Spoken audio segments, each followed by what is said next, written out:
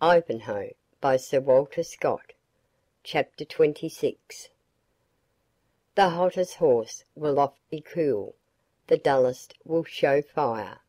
The friar will often play the fool will play the friar. Old Song.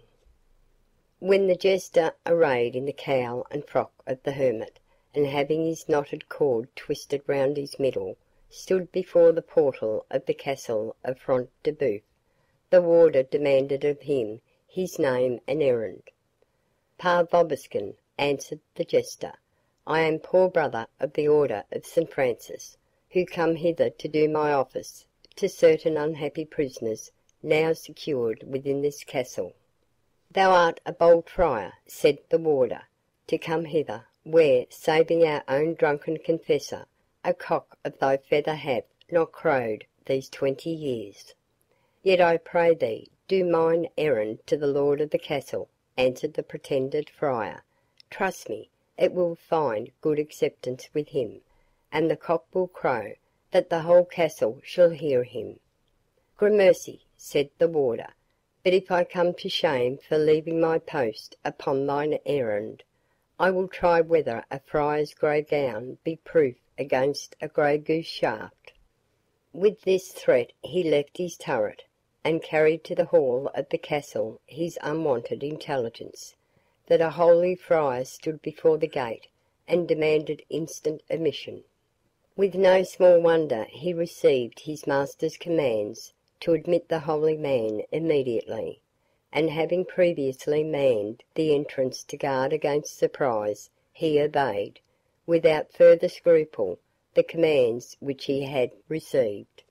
The hare-brained self-conceit which had emboldened Wamba to undertake the dangerous office was scarce sufficient to support him when he found himself in the presence of a man so dreadful, and so much dreaded, as Reginald Front de Bœuf, and he brought out his Pa Vobiscum, to which he, in a good measure, trusted for supporting his character, with more anxiety and hesitation than had hitherto accompanied it. But Front de Bœuf was accustomed to see men of all ranks tremble in his presence, so that the timidity of the supposed father did not give him any cause of suspicion. "Who and whence art thou, priest?" said he. "Pa Vobiscum," reiterated the jester, "I am a poor servant of St. Francis, who, travelling through this wilderness, have fallen among thieves, as Scripture hath it, quidem viator incident in latrones, which thieves have sent me unto this castle in order to do my ghostly office on 2 persons condemned by your honourable justice." "Ah, right," answered Front de Bœuf, "and canst thou tell me, holy father, the number of those banditti?" "Gallant sir," answered the jester, "nomen illi legio, their name is Legion. Tell me in plain terms what numbers there are, or, priest, thy cloak and cord will ill protect thee." "Alas," said the supposed friar, "cor meum erectavi," that is to say, I was like to burst with fear, but I conceive they may be. What of yeomen, what of commons, at least 500 men." "What!" said the Templar, who came into the hall that moment, "muster the wasps so thick here? It is time to stifle such a mischievous brood." Then taking Front de Bœuf aside, "Knowest thou the priest?" "He is a stranger from a distant convent," said Front de Bœuf. "I know him not." "Then trust him not with thy purpose in words," answered the Templar. "Let him carry a written order to debrace his company of free companions, to repair instantly to their master's aid. In the meantime, and that the shaveling may suspect nothing, permit him to go freely about his task of preparing these Saxon hogs for the slaughter-house." "It shall be so," said Front de Bœuf, and he forthwith appointed a domestic to conduct Wamba to the apartment where Cedric and Athelstane were confined. The impatience of Cedric had been rather enhanced than diminished by his confinement. He walked from one end of the hall to the other, with the attitude of one who advances to charge an enemy, or to storm the breach of a beleaguered place, sometimes ejaculating to himself, sometimes addressing Athelstane, who stoutly and stoically awaited the issue of the adventure, digesting, in the meantime, with great composure, the liberal meal which he had made at noon, and not greatly interesting himself about the duration of his captivity, which he concluded would, like all earthly evils, find an end in heaven's good time. "Per vobiscum," said the jester, entering the apartment, "the blessing of St. Dunstan, St. Denis, St. Duthoc, and all other saints whatsoever, be upon ye and about ye." "Enter freely," answered Cedric to the supposed friar. "With what intent art thou come hither?" "To bid you prepare yourselves for death," answered the jester. "It is impossible," replied Cedric, starting. "Fearless and wicked as they are, they dare not attempt such open and gratuitous cruelty." "Alas," said the jester, "to restrain them by their sense of humanity is the same as to stop a runaway horse with a bridle of silk thread.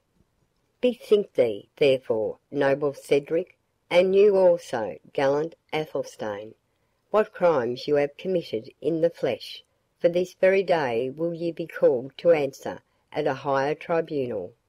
"Hearest thou this, Athelstane?" said Cedric. "We must rouse up our hearts to the last action, since better it is we should die like men than live like slaves." "I am ready," answered Athelstane, "to stand the worst of their malice, and shall walk to my death with as much composure as ever I did to my dinner."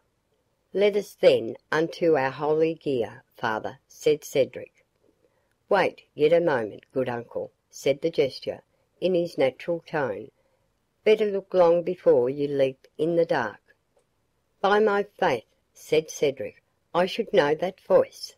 "It is that of your trusty slave and jester," answered Wamba, throwing back his cowl.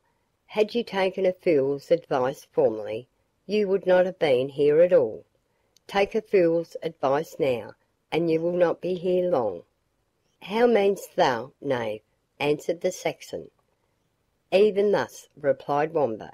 "Take thou this frock and cord, which are all the orders I ever had, and march quietly out of the castle, leaving me your cloak and girdle to take the long leap in thy steed." "Leave thee in my steed?" said Cedric, astonished at the proposal. "Why, they would hang thee, my poor knave."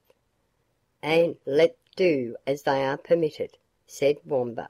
"I trust no disparagement to your birth, that the son of Witless may hang in a chain with as much gravity as the chain hung upon the ancestor the alderman."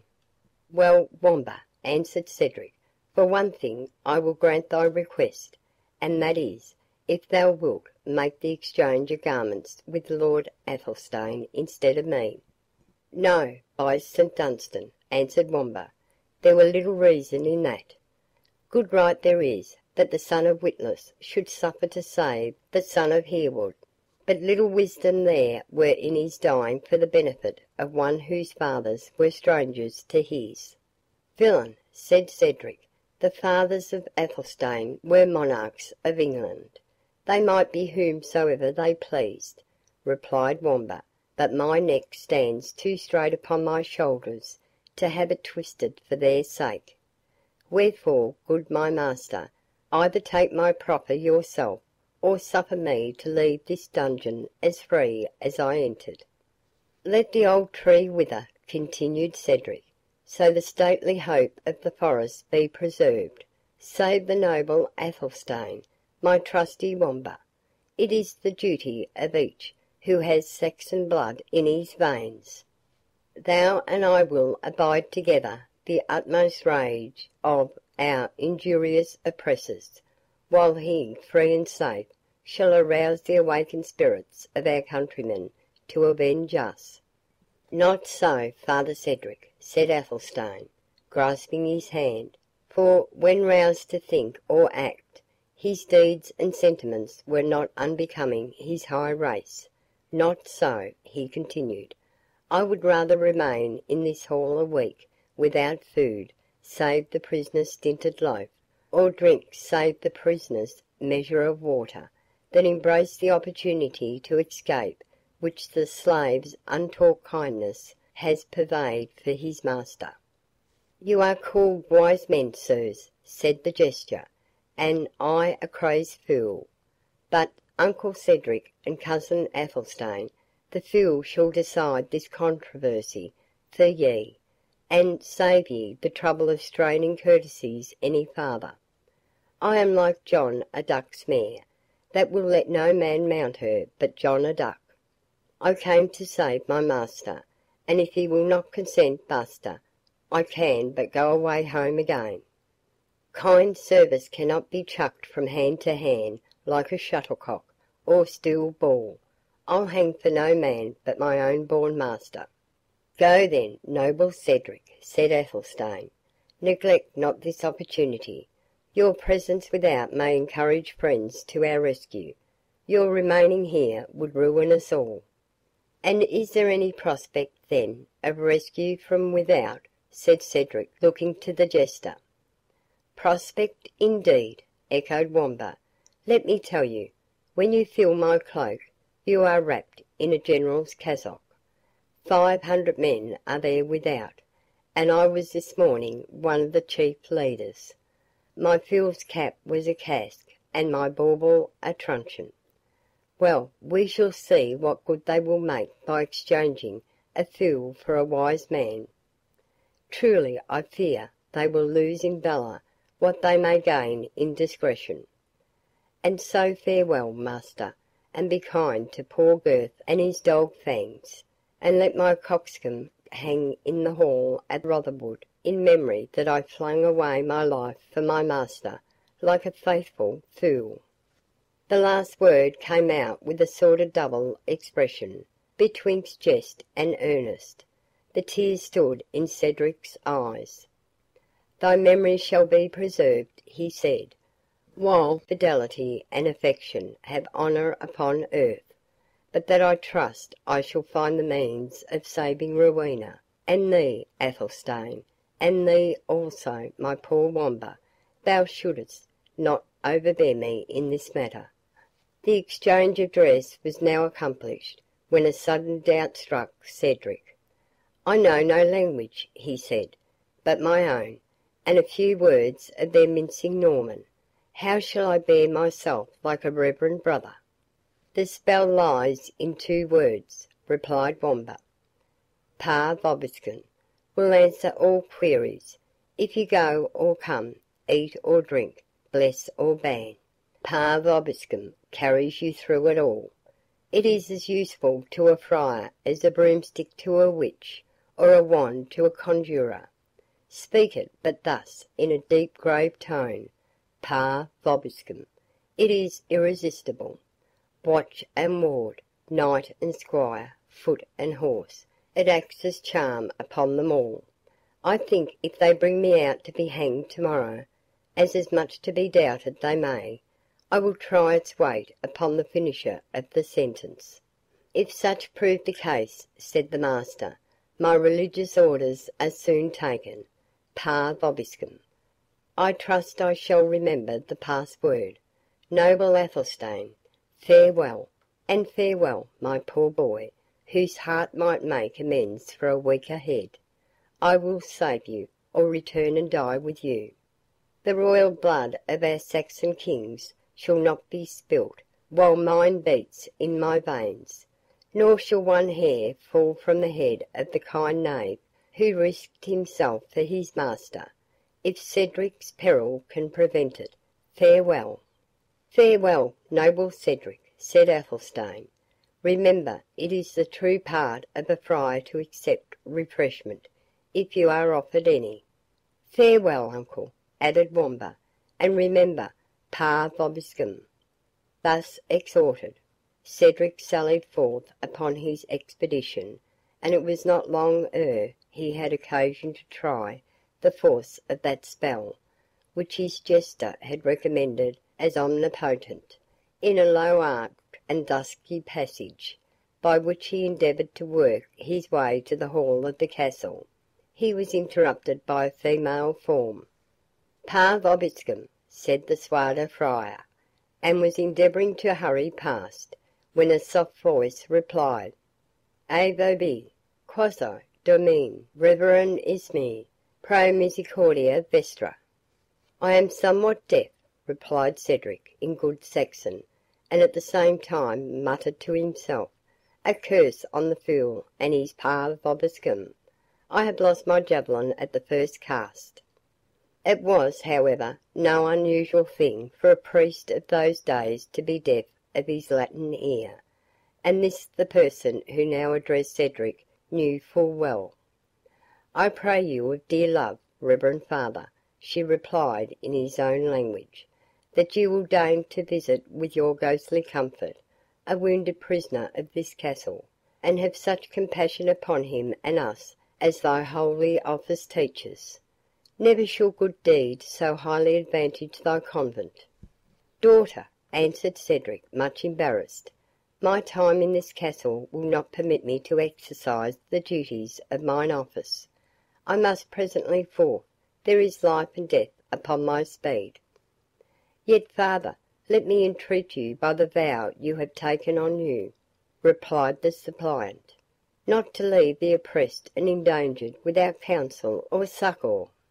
"May the fiend fly away with me, and leave me indifferent with the souls of Odin and of Thor," answered Cedric impatiently, and would probably have proceeded in the same tone of total departure from his spiritual character, when the colloquy was interrupted by the harsh voice of Ulfride, the old crone of the turret.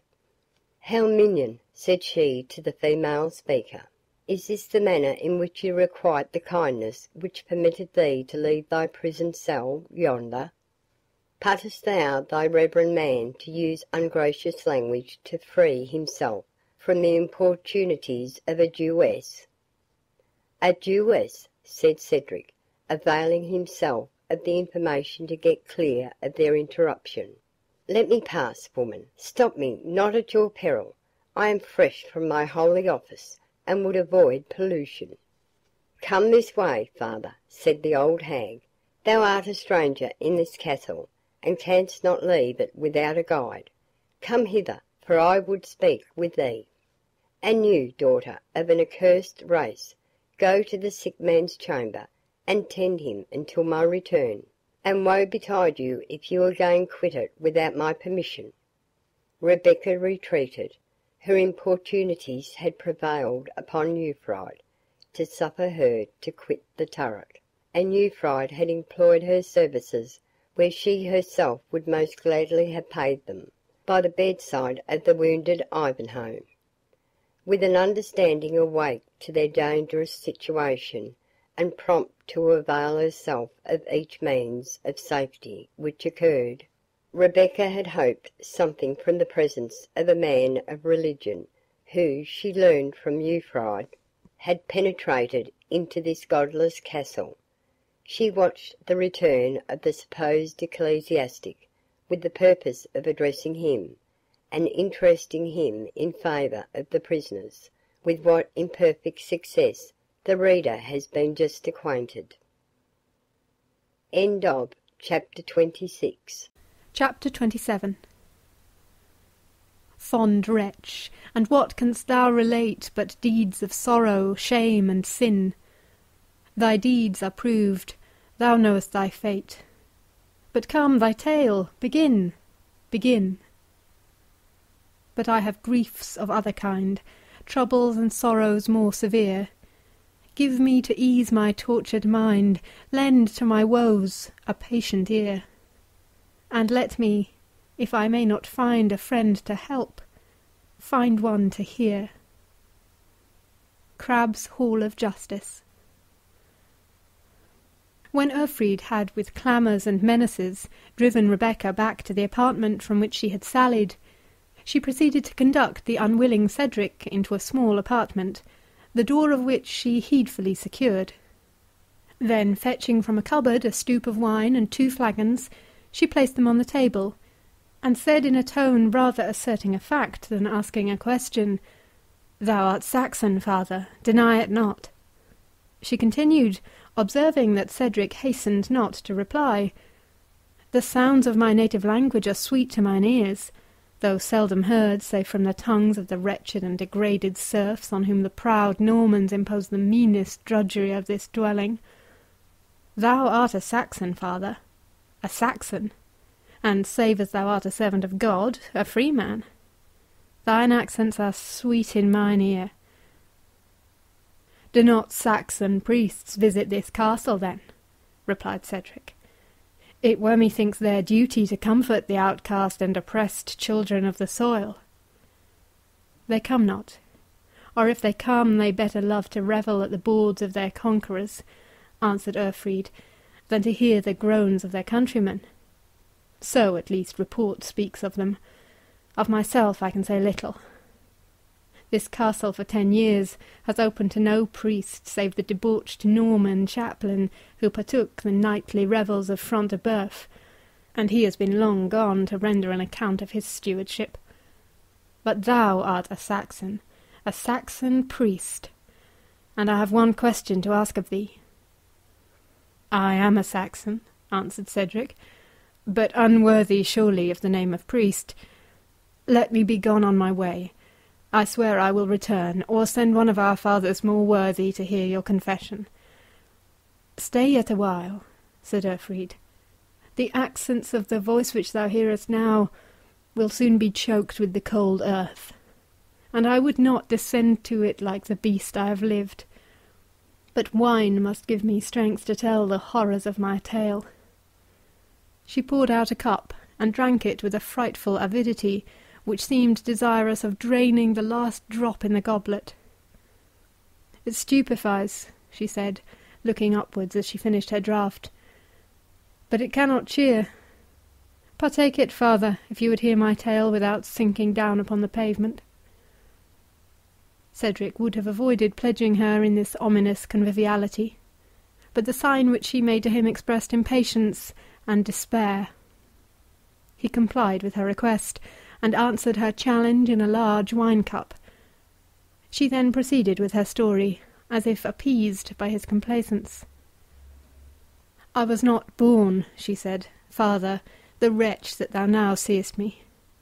I was free, was happy, was honoured, loved and was beloved. I am now a slave, miserable and degraded, the sport of my master's passions while I had yet beauty, the object of their contempt, scorn, and hatred since it has passed away. Dost thou wonder, father, that I should hate mankind, and above all the race that has wrought this change in me? Can the wrinkled, decrepit hag before thee, whose wrath must vent itself in impotent curses, forget she was once the daughter of the noble Thane of Torquilstone, before whose frown 1,000 vassals trembled?" "Thou, the daughter of Torquil Wolfganger," said Cedric, receding as he spoke. Thou, the daughter of that noble Saxon, my father's friend and companion in arms." "Thy father's friend?" echoed Urfried. "Then Cedric called the Saxon stands before me, for the noble Hereward of Rotherwood had but one son, whose name is well known among his countrymen. But if thou art Cedric of Rotherwood, why this religious dress? Hast thou too despaired of saving thy country, and sought refuge from oppression in the shade of the convent?" "It matters not who I am," said Cedric. "Proceed, unhappy woman, with thy tale of horror and guilt. Guilt there must be, there is guilt even in thy living to tell it." There is, answered the wretched woman. "Deep, black, damning guilt. Guilt that lies like a load at my breast. Guilt that all the penitential fires of hereafter cannot cleanse. Yes, in these halls, stained with the noble and pure blood of my father and my brethren, in these very halls to have lived the paramour of their murderer, the slave at once and the partaker of his pleasures, was to render every breath which I drew of vital air a crime and a curse. "Wretched woman!" exclaimed Cedric, "and while the friends of thy father, while each true Saxon heart, as it breathed the requiem for his soul and those of his valiant sons, forgot not in their prayers the murdered Ulrica, while all mourned and honoured the dead, thou hast lived to merit our hate and execration, lived to unite thyself with the vile tyrant who murdered thy nearest and dearest, who shed the blood of infancy rather than a male of the noble house of Torquil-Wolfganger should survive. With him hast thou lived to unite thyself, and in the hands of lawless love." "In lawless hands, indeed, but not in those of love," answered the hag. "Love will sooner visit the regions of eternal doom than those unhallowed vaults. No, with that at least I cannot reproach myself. Hatred to Front de Bœuf and his race governed my soul most deeply, even in the hour of his guilty endearments." "You hated him, and yet you lived," replied Cedric. "Wretch! Was there no poniard, no knife, no bodkin? Well was it for thee, since thou didst prize such an existence, that the secrets of a Norman castle are like those of a grave. For had I but dreamed of the daughter of Torquil living in foul communion with the murderer of her father, the sword of a true Saxon had found thee out even in the arms of thy paramour." "Wouldst thou indeed have done this justice to the name of Torquil?" said Ulrica, for we may now lay aside her assumed name of Urfried. "Thou art then the true Saxon report speaks thee.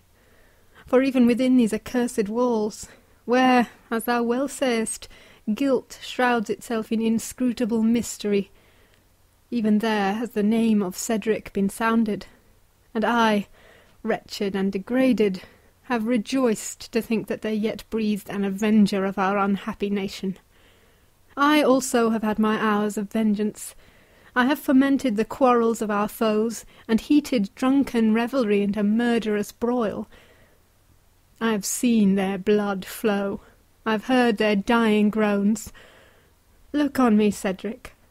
Are there not still left on this foul and faded face some traces of the features of Torquil?" "Ask me not of them, Ulrica," replied Cedric, in a tone of grief mixed with abhorrence. "These traces form such a resemblance as arises from the graves of the dead when a fiend has animated the lifeless corpse." "Be it so," answered Ulrica. "Yet wore these fiendish features the mask of a spirit of light, when they were able to set at variance the elder Front de Bœuf and his son Reginald. The darkness of hell should hide what followed, but revenge must lift the veil and darkly intimate what it would raise the dead to speak aloud. Long had the smouldering fire of discord glowed between the tyrant father and his savage son. Long had I nursed in secret the unnatural hatred. It blazed forth in an hour of drunken wassail, and at his own board fell my oppressor by the hand of his own son. Such are the secrets these vaults conceal. Rend asunder, ye accursed arches," she added, looking up towards the roof, "and bury in your fall all who are conscious of the hideous mystery." "And thou, creature of guilt and misery," said Cedric, "what became thy lot on the death of thy ravisher?" "Guess it, but ask it not. Here I dwelt, till age, premature age, has stamped its ghastly features on my countenance, scorned and insulted where I was once obeyed, and compelled to bound the revenge which had once such ample scope, to the efforts of petty malice of a discontented menial, or the vain and unheeded curses of an impotent hag. Condemned to hear from my lonely turret the sounds of revelry in which I once partook, or the shrieks and groans of new victims of oppression." "Ulrica," said Cedric, with a heart which still, I fear, regrets the lost reward of thy crimes, as much as the deeds by which thou didst acquire that meed, how didst thou dare to address thee to one who wears this robe? Consider, unhappy woman, what could the sainted Edward himself do for thee, were he here in bodily presence? The royal confessor was endowed by heaven with power to cleanse the ulcers of the body, but only God himself can cure the leprosy of the soul. Yet turn not from me, stern prophet of wrath, she exclaimed, but tell me, if thou canst, in what shall terminate these new and awful feelings that burst on my solitude? Why do deeds, long since done, rise before me in new and irresistible horrors? What fate is prepared beyond the grave for her to whom God has assigned on earth a lot of such unspeakable wretchedness? Better had I turned to Walden, Hertha, and Zernebock, to Mista and to Skogula, the gods of our yet unbaptized ancestors, than endure the dreadful anticipations which have of late haunted my waking and my sleeping hours. I am no priest, said Cedric, turning with disgust from this miserable picture of guilt, wretchedness, and despair. I am no priest, although I wear a priest's garment. Priest or layman, answered Ulrica, thou art the first I have seen for 20 years by whom God was feared or man regarded. And dost thou bid me despair? I bid thee repent, said Cedric. Seek to prayer and penance, and mayst thou find acceptance. But I will not longer abide with thee. Stay yet a moment, said Ulrica. Leave me not now, son of my father's friend, lest the demon who has governed my life should tempt me to avenge myself of thy hard-hearted scorn. Thinkest thou, if Front de Bœuf found Cedric the Saxon in his castle in such a disguise, that thy life would be a long one? Already his eye has been upon thee like a falcon on his prey. And be it so, said Cedric, and let him tear me with beak and talons ere my tongue say one word which my heart doth not warrant. I will die a Saxon, true in word, open in deed. I bid thee avaunt. Touch me not, stay me not. The sight of Front de Bœuf himself is less odious to me than thou, degraded and degenerate as thou art. Be it so, said Ulrica, no longer interrupting him. Go thy way, and forget in the insolence of thy superiority that the wretch before thee is the daughter of thy father's friend. Go thy way. If I am separated from mankind by my sufferings, separated from those whose aid I might most justly expect, not less will I be separated from them in my revenge. No man shall aid me, but the ears of all men shall tingle to hear of the deed which I shall dare to do. Farewell.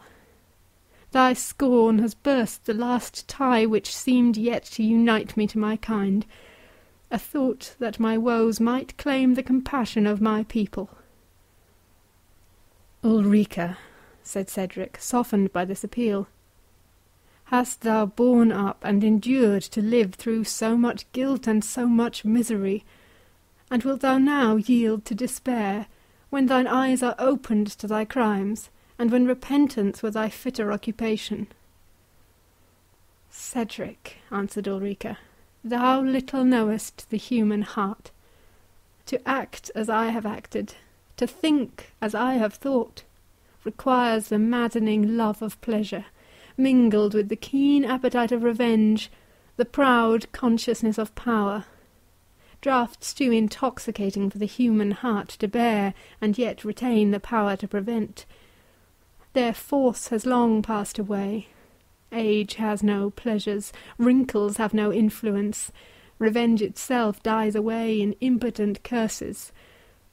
Then comes remorse with all its vipers, mixed with vain regrets for the past and despair for the future.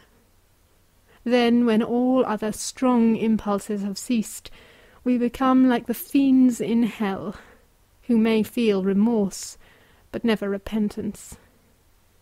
But thy words have awakened a new soul within me. Well hast thou said, all is possible for those who dare to die. Thou hast shown me the means of revenge, and be assured I will embrace them.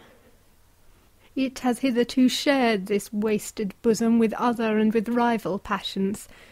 Henceforward it shall possess me wholly, and thou thyself shalt say that, whatever was the life of Ulrica, her death well became the daughter of the noble Torquil.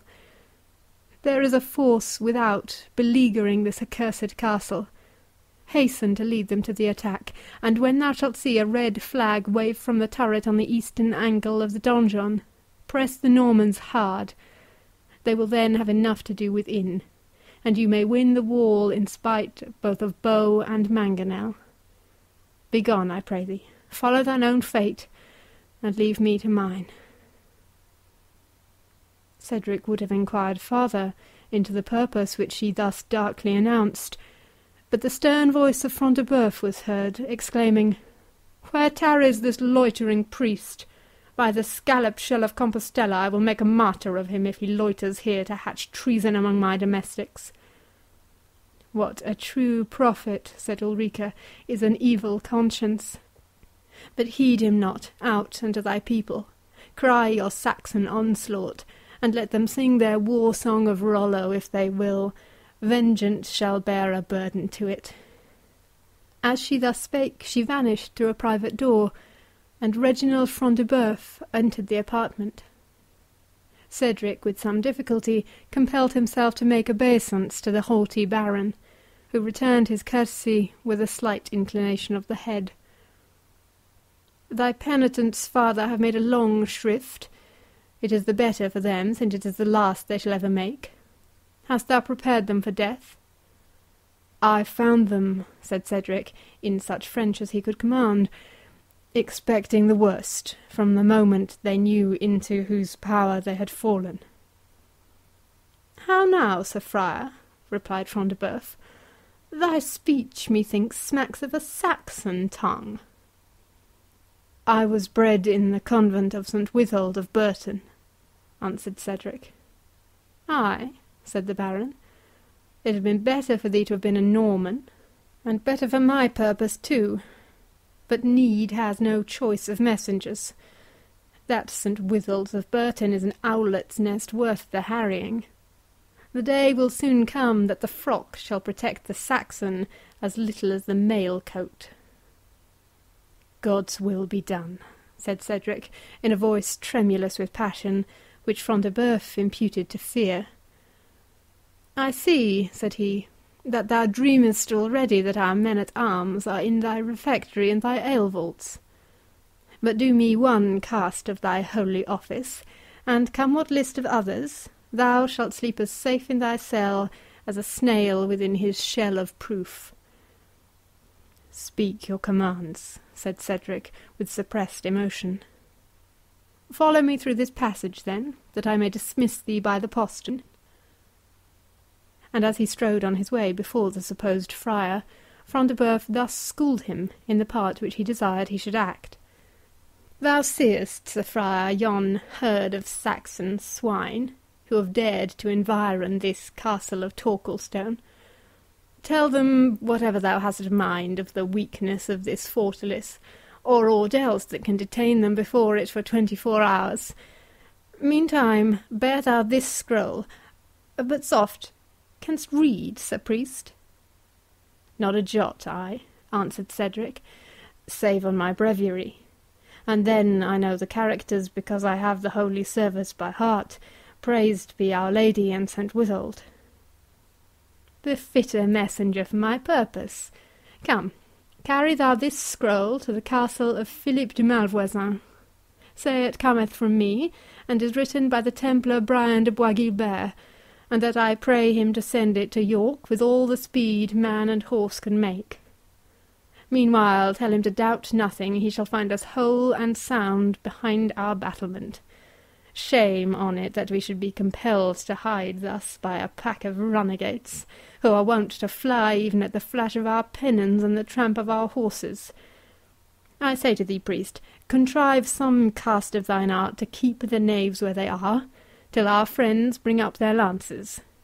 My vengeance is awake, and she is a falcon that slumbers not till she has been gorged."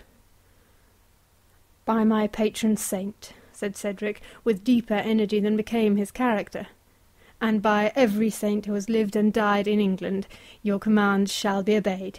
Not a Saxon shall stir from before these walls, if I have art and influence to detain them there."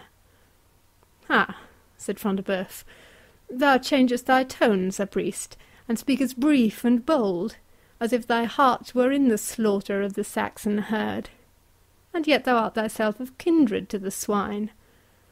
Cedric was no ready practiser of the art of dissimulation, and would at this moment have been much the better of a hint from Wamba's more fertile brain. But necessity, according to the ancient proverb, sharpens the invention, and he muttered something under his cowl concerning the men in question being excommunicated outlaws both to church and to kingdom. "Despardieu," answered Front de Bœuf, "thou hast spoken the very truth. I forgot that the knaves can strip a fat abbot as well as if they had been born south of yonder salt channel. Was it not he of St. Ives whom they tied to an oak tree and compelled to sing a mass while they were rifling his mails and his wallets? No, by Our Lady, that jest was played by Galtier of Middleton, one of our own companions at arms. But they were Saxons who robbed the chapel of St. Bees of cup, candlestick, and chalice, were they not?" "They were godless men," answered Cedric. "Ay, and they drank out all the good wine and ale that lay in store for many a secret carousal, when ye pretend ye are but busied with vigils and primes. Priest, thou art bound to revenge such sacrilege." "I am indeed bound to vengeance," murmured Cedric. "St. Withold knows my heart." Front de Bœuf, in the meanwhile, led the way to the postern, where, passing the moat on a single plank, they reached a small barbican or exterior defence, which communicated with the open field by a well-fortified sally-port. "Begone, then, and if thou wilt do mine errand, and if thou return hither when it is done, thou shalt see Saxon flesh cheap as ever was hogs in the shambles of Sheffield. And hark thee, thou seemest to be a jolly confessor. Come hither after the onslaught, and thou shalt have as much malvoisie as would drench thy whole convent." "Assuredly we shall meet again," answered Cedric. "Something in hand the whilst," continued the Norman, and as they parted at the postern door, he thrust into Cedric's reluctant hand a gold byzant, adding, "Remember, I will flay off both cowl and skin if thou failest in thy purpose." "And full leave will I give thee to do both," answered Cedric, leaving the postern and striding forth over the free field with a joyful step, "if, when we meet next, I deserve not better at thine hand." Turning then back towards the castle, he threw the piece of gold towards the donor, exclaiming at the same time, "False Norman, thy money perish with thee." Front de Bœuf heard the words imperfectly, but the action was suspicious. "Archers," he called to the warders on the outward battlements, "send me an arrow through yon monk's frock. Yet stay," he said, as his retainers were bending their bows. "It avails not. We must thus far trust him, since we have no better shift. I think he dares not betray me. At the worst I can but treat with these Saxon dogs whom I have safe in kennel. Ho! Giles Jailer, let them bring Cedric of Rotherwood before me, and the other churl, his companion, him I mean of Coningsburgh, Athelstane there, or what call they him? Their very names are an encumbrance to a Norman knight's mouth, and have, as it were, a flavour of bacon. Give me a stoup of wine, as jolly Prince John said, that I may wash away the relish. Place it in the armoury, and thither lead the prisoners." His commands were obeyed, and upon entering the Gothic apartment, hung with many spoils won by his own valour and that of his father, he found a flagon of wine on the massive oaken table, and the 2 Saxon captives under the guard of 4 of his dependants. Front de Bœuf took a long draught of wine, and then addressed his prisoners, for the manner in which Wamba drew the cap over his face, the change of dress, the gloomy and broken light, and the Baron's imperfect acquaintance with the features of Cedric, who avoided his Norman neighbours, and seldom stirred beyond his own domains, prevented him from discovering that the most important of his captives had made his escape. "Gallants of England," said Front de Bœuf, "how relish ye your entertainment at Torquilstone? Are ye yet aware what your circuity and outresidence merit for scoffing at the entertainment of a prince of the house of Anjou? Have ye forgotten how ye requited the unmerited hospitality of the royal John? By God and St. Denis, an ye pay not the richer ransom, I will hang ye up by the feet from the iron bars of these windows, till the kites and hooded crows have made skeletons of you. Speak out, ye Saxon dogs, what bid ye for your worthless lives? How say you, you of Rotherwood?" "Not a doit I," answered poor Wamba, "and for hanging up by the feet, my brain has been topsy-turvy, they say, ever since the biggin was bound first round my head, so turning me upside down may peradventure restore it again." "Saint Genevieve," said Front de Bœuf, "what have we got here?" And with the back of his hand he struck Cedric's cap from the head of the jester, and throwing open his collar, discovered the fatal badge of servitude, the silver collar round his neck. "Giles! Clement! Dogs and varlets!" exclaimed the furious Norman. "What have you brought me here?" "I think I can tell you," said de Bracy, who just entered the apartment. "This is Cedric's clown, who fought so manful a skirmish with Isaac of York about a question of precedence." "I shall settle it for them both," replied Front de Bœuf. "They shall hang on the same gallows, unless his master and this boar of Königsberg will pay well for their lives. Their wealth is the least they can surrender. They must also carry off with them the swarms that are besetting the castle, subscribe a surrender of their pretended immunities, and live under us as serfs and vassals, too happy if, in the new world that is about to begin, we leave them the breath of their nostrils. Go," said he to two of his attendants, "fetch me the right Cedric hither, and I pardon your error for once, the rather that you but mistook a fool for a Saxon franklin." "Ay, but," said Wamba, "your chivalrous excellency will find there are more fools than franklins among us." "What means the knave?" said Front de Bœuf, looking towards his followers, who, lingering and loath, faltered forth their belief that, if this were not Cedric who was there in their presence, they knew not what was become of him. "Saints of heaven!" exclaimed de Bracy, "he must have escaped in the monk's garments." "Fiends of hell!" echoed Front de Bœuf. "It was then the boar of Rotherwood whom I ushered to the postern, and dismissed with mine own hands. And thou," he said to Wamba, "whose folly could overreach the wisdom of idiots yet more gross than thyself, I will give thee holy orders, I will shave thy crown for thee. Here, let them tear the scalp from his head, and then pitch him headlong from the battlements. Thy trade is to jest. Canst thou jest now?" "You deal with me better than your word, noble knight," whimpered forth poor Wamba, whose habits of buffoonery were not to be overcome even by the immediate prospect of death. "If you give me the red cap you propose, out of a simple monk you will make a cardinal." "The poor wretch," said de Bracy, "is resolved to die in his vocation. Front de Bœuf, you shall not slay him. Give him to me to make sport for my free companions. How sayest thou, knave? Wilt thou take heart of grace and go to the wars with me?" "Ay, with my master's leave," said Wamba, "for, look you, I must not slip collar," and he touched that which he wore, "without his permission." "Oh, a Norman saw will soon cut a Saxon collar," said de Bracy. "Ay, noble sir," said Wamba, "and thence goes the proverb. Norman saw on English oak, on English neck a Norman yoke, Norman spoon in English dish, and England ruled as Normans wish.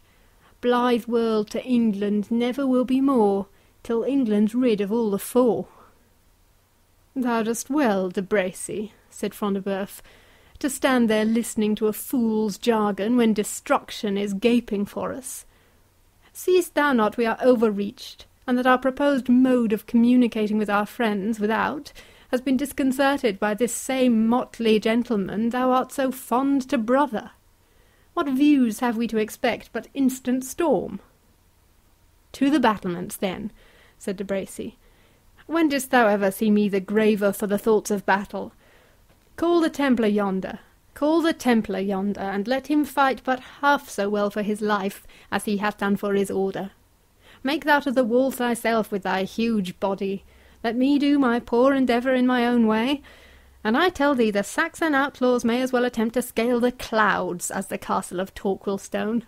Or, if you will treat with the banditti, why not employ the mediation of this worthy franklin, who seems in such deep contemplation of the wine-flagon? Here, Saxon," he continued, addressing Athelstane, and handing the cup to him, "rinse thy throat with that noble liquor, and rouse up thy soul to say what thou wilt do for thy liberty." "What a man of mould may," answered Athelstane, "providing it be what a man of manhood ought. Dismiss me free with my companions, and I will pay a ransom of 1,000 marks. "And wilt moreover assure us the retreat of that scum of mankind who are swarming round the castle, contrary to God's peace and the king's?" said Front de Bœuf. "In so far as I can," answered Athelstane, "I will withdraw them. And I fear not but that my father Cedric will do his best to assist me." "We are agreed, then," said Front de Bœuf. "Thou and they are to be set at freedom, and peace is to be on both sides, for payment of 1,000 marks. It is a trifling ransom, Saxon, and thou wilt owe gratitude to the moderation which accepts of it in exchange of your persons. But mark, this extends not to the Jew Isaac." "Nor to the Jew Isaac's daughter," said the Templar, who had now joined them. "Neither," said Front de Bœuf, "belong to this Saxon's company." "I were unworthy to be called Christian if they did," replied Athelstane. "Deal with the unbelievers as ye list." "Neither does the ransom include the Lady Rowena," said de Bracy. "It shall never be said I was scared out of a fair prize without striking a blow for it." "Neither," said Front de Bœuf, "does our treaty refer to this wretched jester, whom I retain, that I may make him an example to every knave who turns jest into earnest." "The Lady Rowena," answered Athelstane, with the most steady countenance, "is my affianced bride. I will be drawn by wild horses before I consent to part with her. The slave Wamba has this day saved the life of my father Cedric. I will lose mine ere a hair of his head be injured."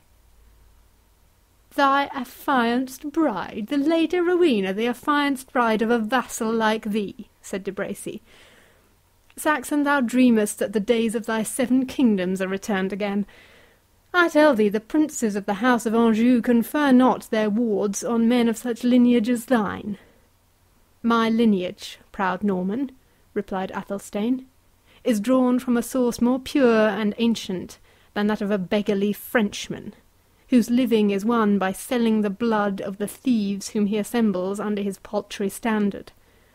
Kings were my ancestors, strong in war and wise in council, who every day feasted in their hall more hundreds than thou canst number individual followers, whose names have been sung by minstrels, and their laws recorded in Wittenagemotes, whose bones were interred amid the prayers of saints, and over whose tombs minsters have been builded."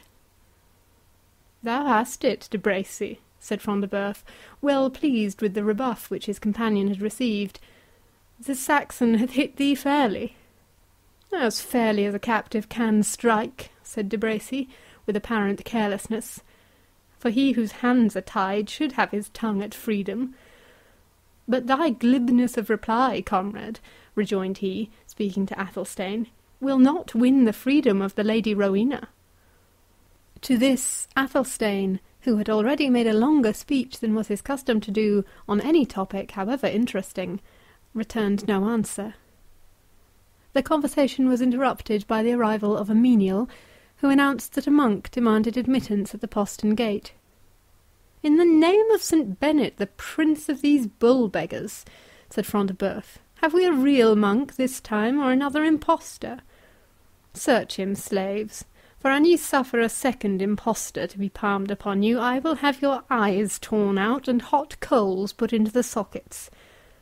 "Let me endure the extremity of your anger, my lord," said Giles, "if this be not a real shaveling. Your squire Jocelyn knows him well, and will vouch him to be brother Ambrose, a monk in attendance upon the prior of Jorvaulx." "Admit him," said Front de Bœuf. "Most likely he brings us news from his jovial master. Surely the devil keeps holiday, and the priests are relieved from duty, that they are strolling thus wildly through the country. Remove these prisoners, and, Saxon, think on what thou hast heard." "I claim," said Athelstane, "an honourable imprisonment, with due care of my board and of my couch, as becomes my rank, and as is due to one who is in treaty for ransom. Moreover, I hold him that deems himself the best of you, bound to answer to me with his body for this aggression on my freedom. This defiance hath already been sent to thee by thy sewer. Thou underliest it, and art bound to answer me. There lies my glove." "I answer not the challenge of my prisoner," said Front de Bœuf, "nor shalt thou, Maurice de Bracy. Giles," he continued, "hang the franklin's glove upon the tine of yonder branched antlers. There shall it remain until he is a free man. Should he then presume to demand it, or to affirm he was unlawfully made my prisoner, by the belt of St. Christopher, he will speak to one who hath never refused to meet a foe on foot or on horseback, alone or with his vassals at his back." The Saxon prisoners were accordingly removed, just as they introduced the monk Ambrose, who appeared to be in great perturbation. "This is the real Deus vobiscum," said Wamba, as he passed the reverend brother. "The others were but counterfeits." "Holy Mother," said the monk, as he addressed the assembled knights, "I am at last safe and in Christian keeping." "Safe thou art," replied de Bracy, "and for Christianity, here is the stout Baron Reginald Front de Bœuf, whose utter abomination is a Jew, and the good Knight Templar Brian de Bois Guilbert, whose trade is to slay Saracens. If these are not good marks of Christianity, I know no other which they bear about them."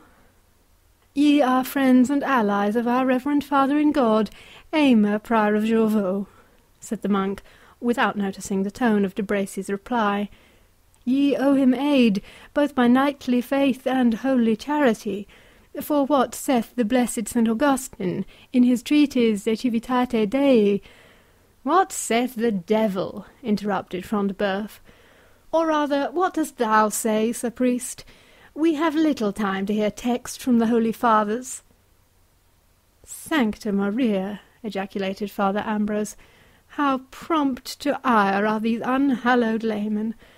But be it known to you, brave knights, that certain murderous caitiffs, casting behind them fear of God and reverence of his church, and not regarding the bull of the Holy See, si quis suadende diabolo—" "Brother priest," said the Templar, "all this we know or guess at. Tell us plainly, is thy master the prior made prisoner, and to whom?"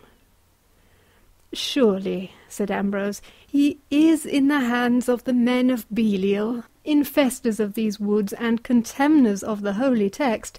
Touch not mine anointed, and do my prophets naught of evil." "Here is a new argument for our swords, sirs," said Front de Bœuf, turning to his companions. "And so, instead of reaching us any assistance, the prior of Jorvaulx requests aid at our hands. A man is well helped of these lazy churchmen when he hath most to do. But speak out, priest, and say at once, what doth thy master expect from us?" "So please you," said Ambrose, "violent hands having been imposed on my reverend superior, contrary to the holy ordinance which I did already quote, and the men of Belial having rifled his mails and budgets, and stripped him of 200 marks of pure refined gold, they do yet demand of him a large sum beside, ere they will suffer him to depart from their uncircumcised hands. Wherefore the reverend Father in God prays you, as his dear friends, to rescue him, either by paying down the ransom at which they hold him, or by force of arms, at your best discretion." "The foul fiend quell the prior," said Front de Bœuf. "His morning's draught has been a deep one. When did thy master hear of a Norman baron unbuckling his purse to relieve a churchman, whose bags are 10 times as weighty as ours? And how can we do aught by valour to free him, that are cooped up here by 10 times our number, and expect an assault every moment?" "And that was what I was about to tell you," said the monk, "had your hastiness allowed me time. But, God help me, I am old, and these foul onslaughts distract an aged man's brain. Nevertheless, it is of verity that they assemble a camp, and raise a bank against the walls of this castle." "To the battlements!" cried De Bracy, "and let us mark what these knaves do without."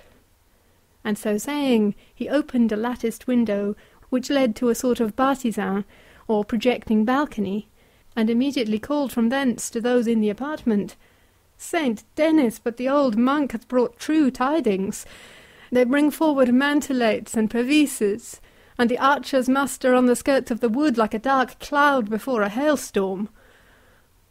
Reginald Front de Bœuf also looked out upon the field, and immediately snatched his bugle, and after winding a long and loud blast, commanded his men to their posts on the walls.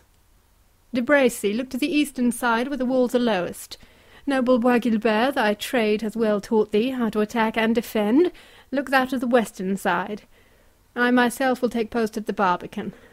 Yet do not confine your exertions to any one spot, noble friends. We must this day be everywhere, and multiply ourselves, were it possible, so as to carry by our presence succour and relief wherever the attack is hottest. Our numbers are few, but activity and courage may supply that defect, since we have only to do with rascal clowns." "But, noble knights," exclaimed Father Ambrose, amidst the bustle and confusion occasioned by the preparations for defence, "will none of ye hear the message of the reverend Father in God, Aymer, Prior of Jorvaulx? I beseech thee to hear me, noble Sir Reginald." "Go patter thy petitions to heaven," said the fierce Norman, "for we on earth have no time to listen to thee. How there, Anselm! See that seething pitch and oil are ready to pour on the heads of these audacious traitors. Look that the crossbowmen lack not bolts. Fling abroad my banner with the old bull's head. The knaves shall soon find with whom they have to do this day." "But, noble sir," continued the monk, persevering in his endeavours to draw attention, "consider my vow of obedience, and let me discharge myself of my superior's errand." "Away with this prating dotard," said Front de Bœuf. "Lock him up in the chapel to tell his beads till the broil be over. It will be a new thing to the saints in Torquilstone to hear Aves and Paters. They have not been so honoured, I trow, since they were cut out of stone." "Blaspheme not the holy saints, Sir Reginald," said De Bracy. "We shall have need of their aid to-day before yon rascal rout disband." "I expect little aid from their hand," said Front de Bœuf, "unless we were to hurl them from the battlements on the heads of the villains. There is a huge lumbering St. Christopher yonder, sufficient to bear a whole company to the earth." The Templar had in the meantime been looking out on the proceedings of the besiegers, with rather more attention than the brutal Front de Bœuf or his giddy companion. "By the faith of mine order," he said, "these men approach with more touch of discipline than could have been judged, however they come by it. See how dexterously they avail themselves of every cover which a tree or bush affords, and shun exposing themselves to the shot of our crossbows. I spy neither banner nor pennon among them, and yet will I gage my golden chain that they are led on by some noble knight or gentleman skilful in the practice of wars." "I espy him," said De Bracy. "I see the waving of a knight's crest and the gleam of his armour. See yon tall man in the black veil, who is busied marshalling the farther troop of the rascal yeomen. By St. Denis, I hold him to be the same whom we called Le Noir Fainéant, who overthrew thee, Front de Bœuf, in the lists at Ashby. So much the better, said Front de Bœuf, that he comes here to give me my revenge. Some hilding fellow he must be, who dared not stay to assert his claim to the tourney prize which chance had assigned him. I should in vain have sought for him where knights and nobles seek their foes, and right glad am I he hath here shown himself among yon villain yeomanry. The demonstrations of the enemy's immediate approach cut off all farther discourse. Each knight repaired to his post, and at the head of the few followers whom they were able to muster, and who were in numbers inadequate to defend the whole extent of the walls, they awaited with calm determination the threatened assault. End of chapter 27.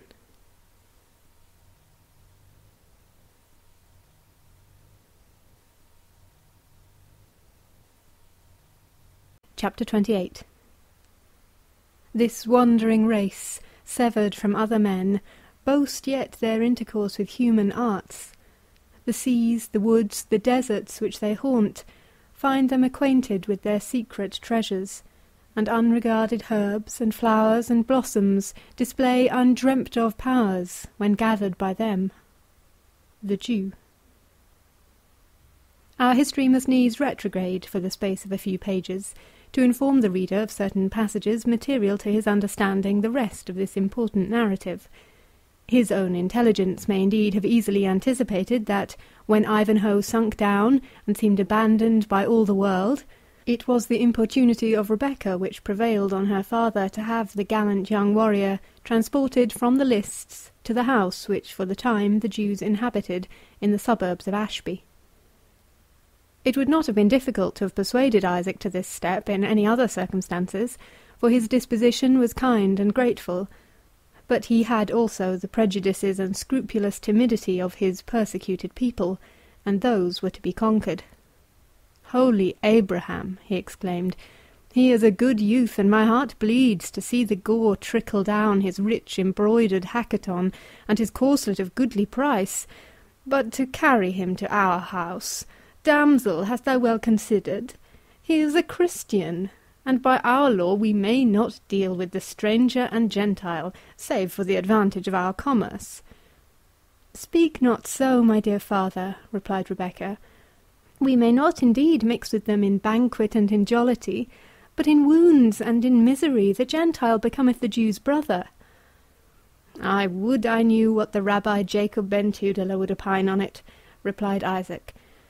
"Nevertheless, the good youth must not bleed to death. Let Seth and Reuben bear him to Ashby." "Nay, let him be placed in my litter," said Rebecca. "I will mount one of the palfreys." "That were to expose thee to the gaze of those dogs of Ishmael and of Edom," whispered Isaac, with a suspicious glance towards the crowd of knights and squires. But Rebecca was already busied in carrying her charitable purpose into effect, and listed not what he said, until Isaac, seizing the sleeve of her mantle, again exclaimed, in a hurried voice, "Beard of Aaron, what if the youth perish? If he die in our custody, shall we not be held guilty of his blood, and be torn to pieces by the multitude?" "He will not die, my father," said Rebecca, gently extricating herself from the grasp of Isaac. "He will not die unless we abandon him, and if so, we are indeed answerable for his blood to God and to man." "Nay," said Isaac, releasing his hold, "it grieveth me as much to see the drops of his blood as if they were so many golden byzants from mine own purse, and I well know that the lessons of Miriam, daughter of the Rabbi Manasses of Byzantium, whose soul is in paradise, have made thee skilful in the art of healing, and that thou knowest the craft of herbs and the force of elixirs. Therefore do as thy mind giveth thee. Thou art a good damsel, a blessing and a crown, and a song of rejoicing unto me and unto my house, and unto the people of my fathers." The apprehensions of Isaac, however, were not ill-founded, and the generous and grateful benevolence of his daughter exposed her, on her return to Ashby, to the unhallowed gaze of Brian de Bois Guilbert. The Templar twice passed and repassed them on the road, fixing his bold and ardent look on the beautiful Jewess, and we have already seen the consequences of the admiration which her charms excited, when accident threw her into the power of that unprincipled voluptuary. Rebecca lost no time in causing the patient to be transported to their temporary dwelling, and proceeded with her own hands to examine and to bind up his wounds. The youngest reader of romances and romantic ballads must recollect how often the females, during the Dark Ages, as they are called, were initiated into the mysteries of surgery, and how frequently the gallant knight submitted the wounds of his person to her cure, whose eyes had yet more deeply penetrated his heart. But the Jews, both male and female, possessed in practice the medical science in all its branches, and the monarchs and powerful barons of the time frequently committed themselves to the charge of some experienced sage among this despised people, when wounded or in sickness. The aid of the Jewish physicians was not the less eagerly sought after, though a general belief prevailed among the Christians that the Jewish rabbins were deeply acquainted with the occult sciences, and particularly with the cabalistical art, which had its name and origin in the studies of the sages of Israel.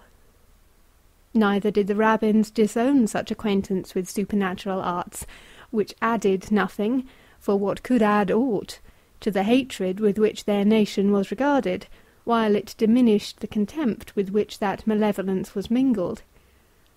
A Jewish magician might be the subject of equal abhorrence with a Jewish usurer, but he could not be equally despised. It is besides probable, considering the wonderful cures they are said to have performed, that the Jews possessed some secrets of the healing art peculiar to themselves, and which, with the exclusive spirit arising out of their condition, they took great care to conceal from the Christians amongst whom they dwelt. The beautiful Rebecca had been heedfully brought up in all the knowledge proper to her nation, which her apt and powerful mind had retained, arranged, and enlarged, in the course of a progress beyond her years, her sex, and even the age in which she lived. Her knowledge of medicine and of the healing art had been acquired under an aged Jewess, the daughter of one of their most celebrated doctors, who loved Rebecca as her own child, and was believed to have communicated to her secrets which had been left to herself by her sage father at the same time and under the same circumstances. The fate of Miriam had indeed been to fall a sacrifice to the fanaticism of the times, but her secrets had survived in her apt pupil.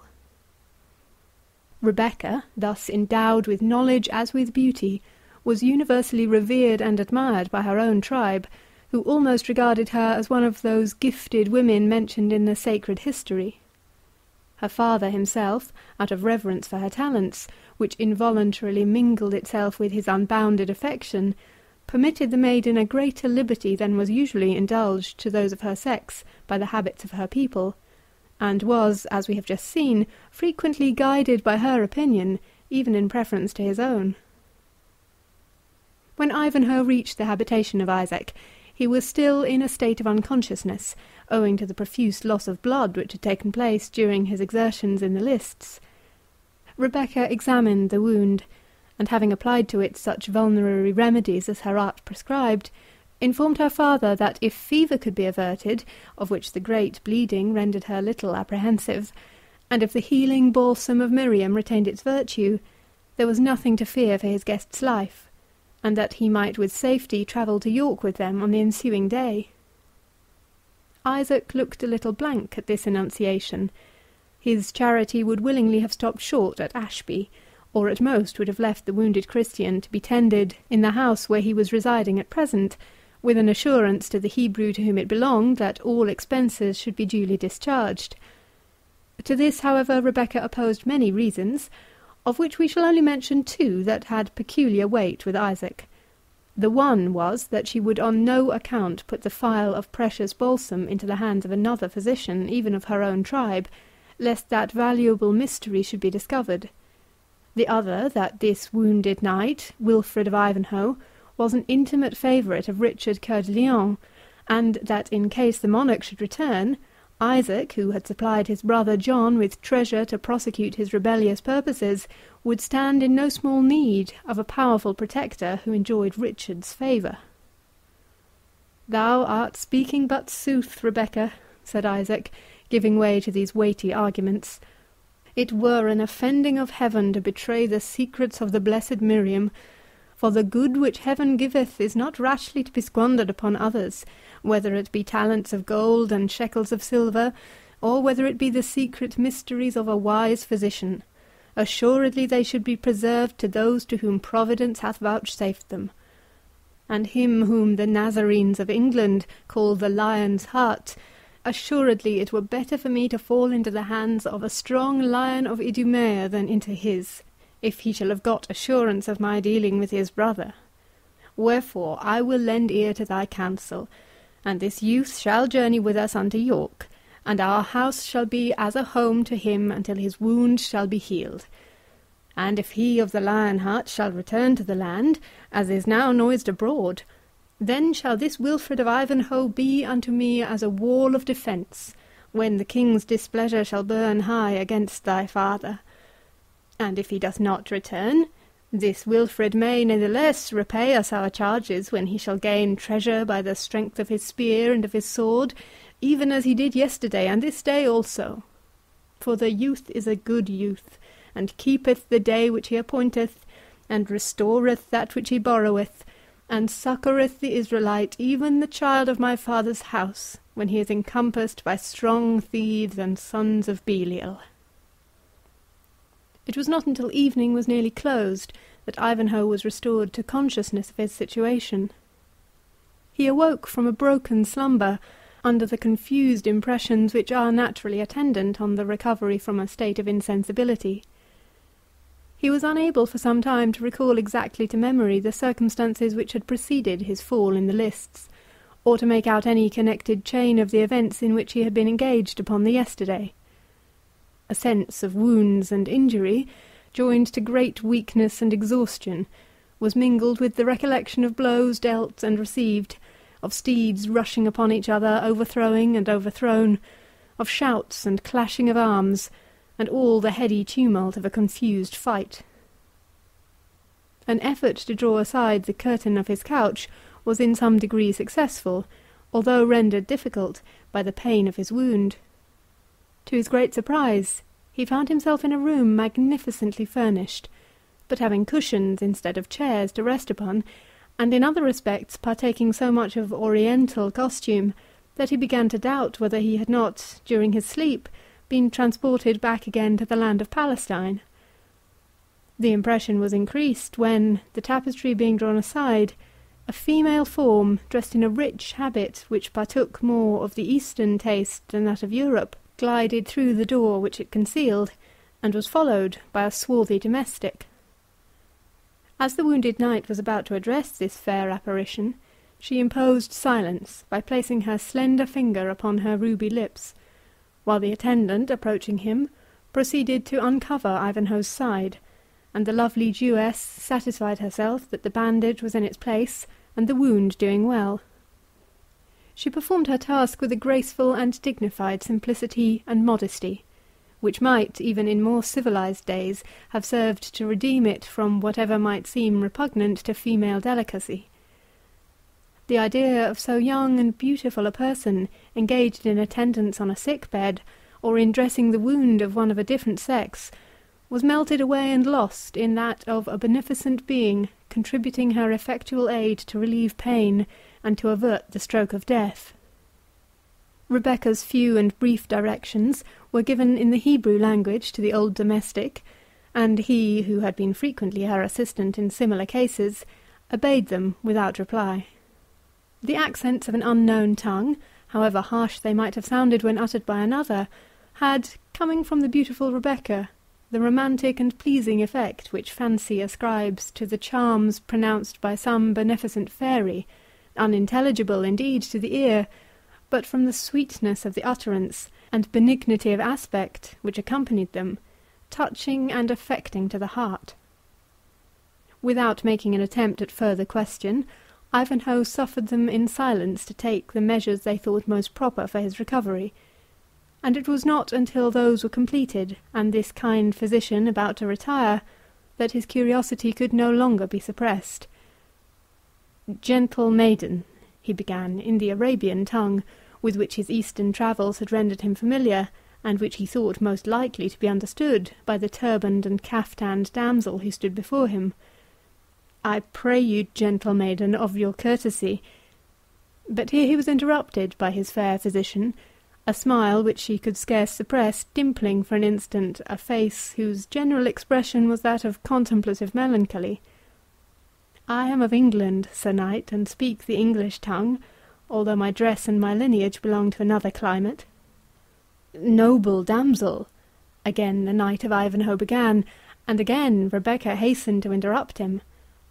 "Bestow not on me, Sir Knight," she said, "the epithet of noble. It is well you should speedily know that your handmaiden is a poor Jewess, the daughter of that Isaac of York to whom you were so lately a good and kind lord. It well becomes him and those of his household to render to you such careful attendance as your present state necessarily demands."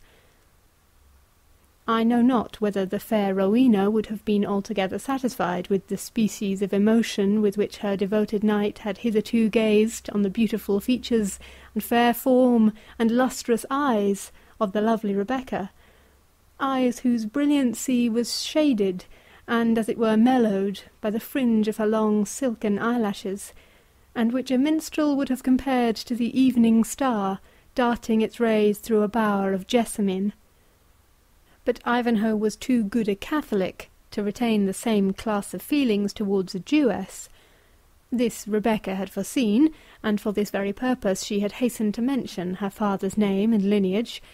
Yet, for the fair and wise daughter of Isaac was not without a touch of female weakness, she could not but sigh internally when the glance of respectful admiration, not altogether unmixed with tenderness, with which Ivanhoe had hitherto regarded his unknown benefactress, was exchanged at once for a manner cold, composed, and collected, and fraught with no deeper feeling than that which expressed a grateful sense of courtesy received from an unexpected quarter, and from one of an inferior race. It was not that Ivanhoe's former carriage expressed more than that general devotional homage which youth always pays to beauty, yet it was mortifying that one word should operate as a spell to remove poor Rebecca, who could not be supposed altogether ignorant of her title to such homage, into a degraded class, to whom it could not be honourably rendered. But the gentleness and candour of Rebecca's nature imputed no fault to Ivanhoe for sharing in the universal prejudices of his age and religion. On the contrary, the fair Jewess, though sensible her patient now regarded her as one of a race of reprobation, with whom it was disgraceful to hold any beyond the most necessary intercourse, ceased not to pay the same patient and devoted attention to his safety and convalescence. She informed him of the necessity they were under of removing to York, and of her father's resolution to transport him thither, and tend him in his own house until his health should be restored. Ivanhoe expressed great repugnance to this plan, which he grounded on unwillingness to give farther trouble to his benefactors. Was there not, he said, in Ashby or near it, some Saxon franklin, or even some wealthy peasant who would endure the burden of a wounded countryman's residence with him until he should be again able to bear his armour? Was there no convent of Saxon endowment where he could be received? Or could he not be transported as far as Burton, where he was sure to find hospitality with Waltheof, the abbot of St. Withold's, to whom he was related? Any the worst of these harbourages, said Rebecca with a melancholy smile, would unquestionably be more fitting for your residence than the abode of a despised Jew. Yet, Sir Knight, unless you would dismiss your physician, you cannot change your lodging. Our nation, as you will know, can cure wounds, though we deal not in inflicting them, and in our own family in particular are secrets which have been handed down since the days of Solomon, and of which you have already experienced the advantages. No Nazarene, I crave your forgiveness, Sir Knight, no Christian leech within the 4 seas of Britain could enable you to bear your corslet within a month. "And how soon wilt thou enable me to brook it?" said Ivanhoe impatiently. "Within 8 days, if thou wilt be patient and conformable to my directions," replied Rebecca. "By our blessed Lady," said Wilfred, "if it be not a sin to name her here, it is no time for me or any true knight to be bedridden. And if thou accomplish thy promise, maiden, I will pay thee with my cask full of crowns, come by them as I may." "I will accomplish my promise," said Rebecca, "and thou shalt bear thine armour on the 8th day from hence, if thou wilt grant me but one boon in the stead of the silver thou dost promise me." "If it be within my power, and such as a true Christian knight may yield to one of thy people," replied Ivanhoe, "I will grant thy boon blithely and thankfully." "Nay," answered Rebecca, "I will but pray of thee to believe henceforward that a Jew may do good service to a Christian without desiring other guerdon than the blessing of the great Father who made both Jew and Gentile." "It were a sin to doubt it, maiden," replied Ivanhoe, "and I repose myself on thy skill without further question or scruple, well trusting you will enable me to bear my corslet on the 8th day. And now, my kind leech, let me inquire of the news abroad. What of the noble Saxon Cedric and his household? What of the lovely lady—" He stopped, as if unwilling to speak Rowena's name in the house of a Jew. "Of her, I mean, who was named Queen of the Tournament." "And who was selected by you, Sir Knight, to hold that dignity with judgment which was admired as much as your valour," replied Rebecca. The blood which Ivanhoe had lost did not prevent a flush from crossing his cheek, feeling that he had incautiously betrayed a deep interest in Rowena by the awkward attempt he had made to conceal it. "It was less of her I would speak," said he, "than of Prince John, and I would fain know somewhat of a faithful squire, and why he now attends me not." "Let me use my authority as a leech," answered Rebecca, "and enjoin you to keep silence, and avoid agitating reflections, whilst I apprise you of what you desire to know. Prince John hath broken off the tournament, and set forward in all haste towards York, with the nobles, knights, and churchmen of his party, after collecting such sums as they could wring, by fair means or foul, from those who are esteemed the wealthy of the land. It is said he designs to assume his brother's crown." "Not without a blow struck in its defence," said Ivanhoe, raising himself upon the couch. "If there were but one true subject in England, I will fight for Richard's title with the best of them, ay, 1 or 2 in his just quarrel." "But that you may be able to do so," said Rebecca, touching his shoulder with her hand, "you must now observe my directions and remain quiet."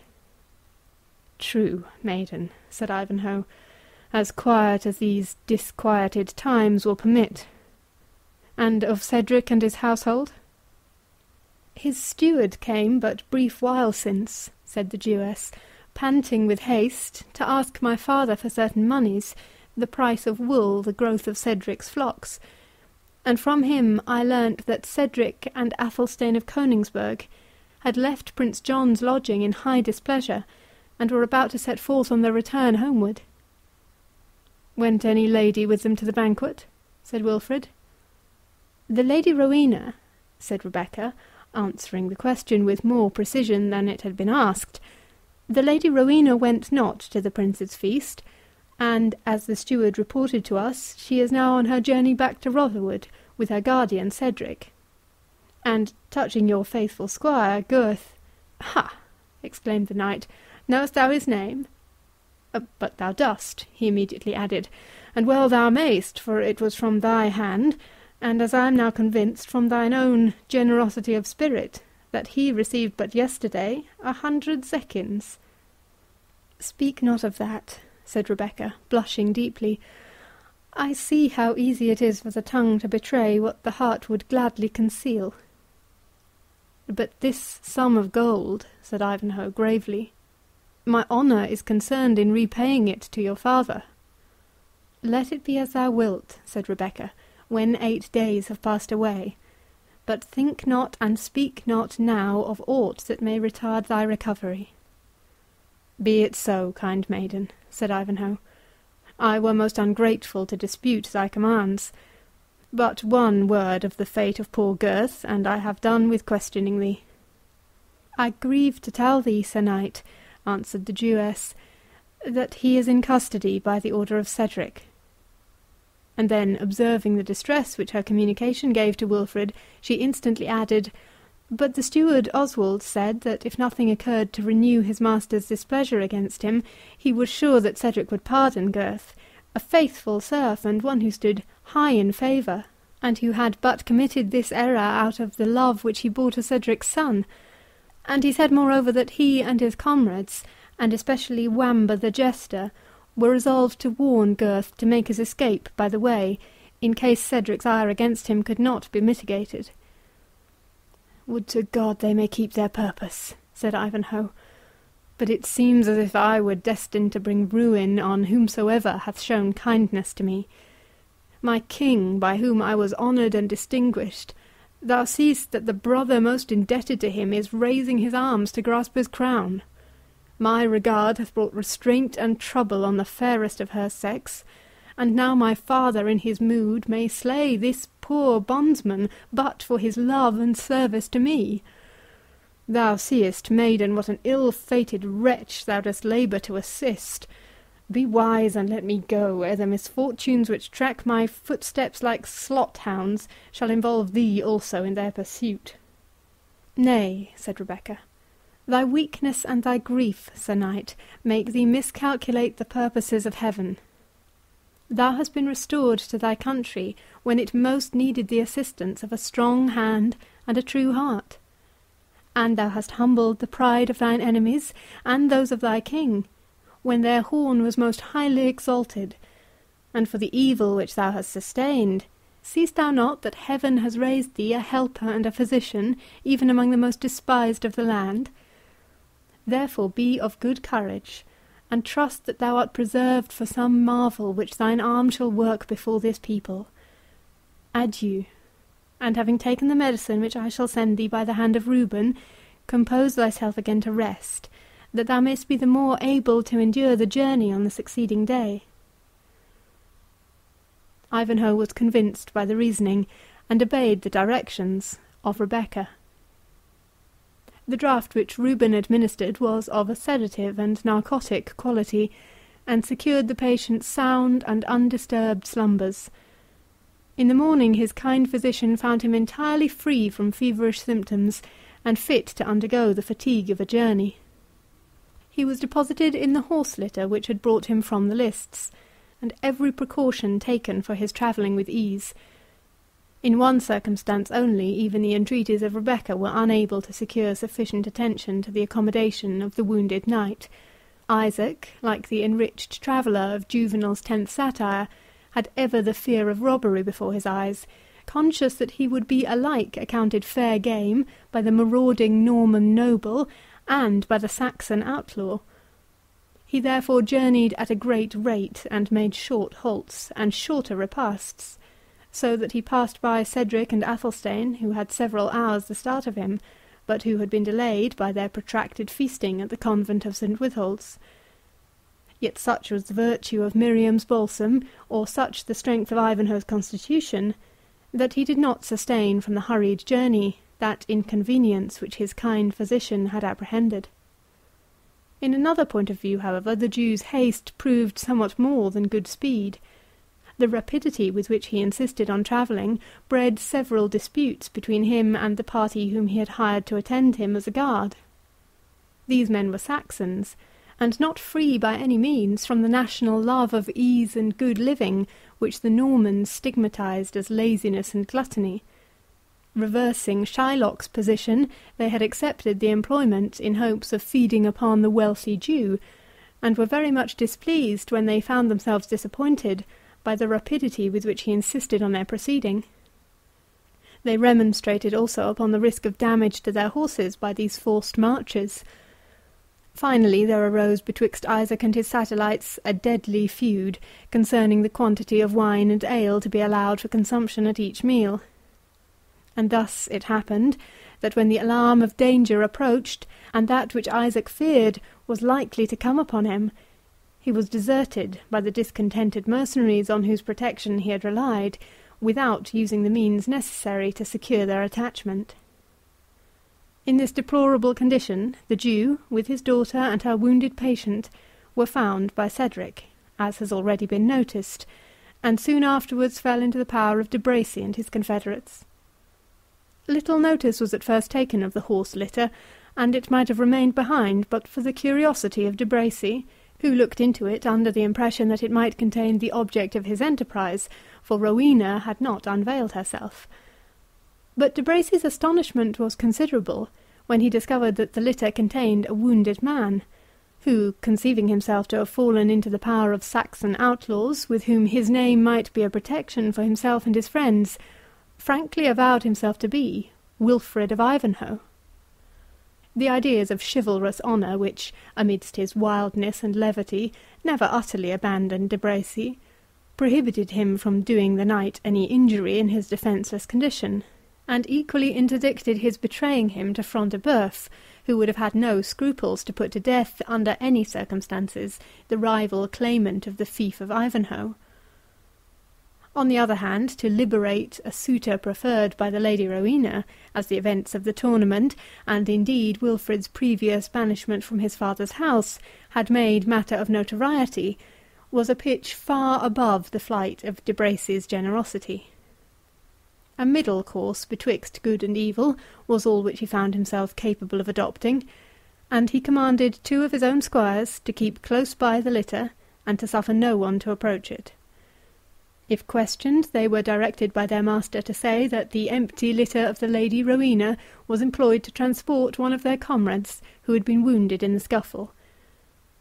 On arriving at Torquilstone, while the Knight Templar and the lord of that castle were each intent upon their own schemes, the one on the Jew's treasure, and the other on his daughter, De Bracy's squires conveyed Ivanhoe, still under the name of a wounded comrade, to a distant apartment.